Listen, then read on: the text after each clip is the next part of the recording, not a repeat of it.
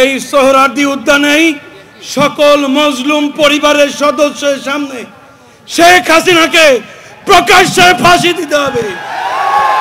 2013 সালের 28শে ফেব্রুয়ারি আমার সম্মানিত পিতা আল্লামা সাঈদীকে অন্যায়ভাবে ওই ট্রাইব্যুনাল থেকে ফাঁসির রায় দিয়েছিল।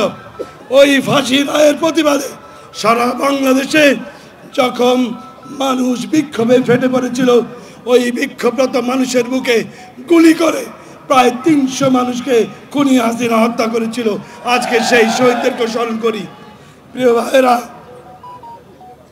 2013 সালের 5ই মে বাংলাদেশের ইতিহাসের আরেকটি কলঙ্কিত অধ্যায়।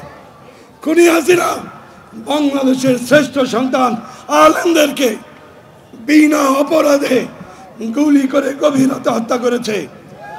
আমরা সেই সমস্ত শহীদদেরকেও স্মরণ করছি।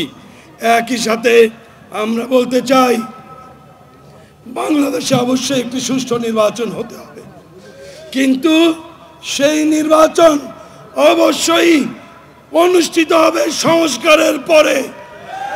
ছাত্র জনতার রক্তের সাথে, আওয়ামী লীগের সাথে, ভারতের সাথে আপোষ না করে কোনো নির্বাচন হবে না।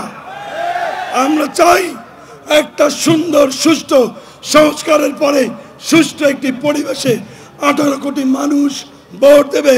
সেই ভোটে বাংলাদেশি জাতীয়তাবাদ এবং ইসলামী মূল্যবোধে বিশ্বাসী সরকার গঠিত হবে ইনশাআল্লাহ।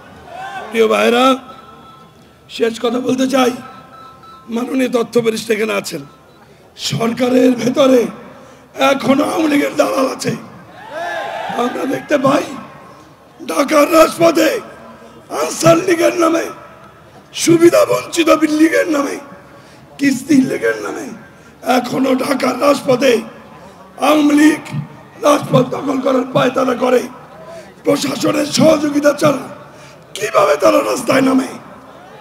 আমরা সরকারের ভেতরে খাপটি মেরে থাকা ভারতের দালালদেরকে অবিলম্বে বহিষ্কার দাবি করছি।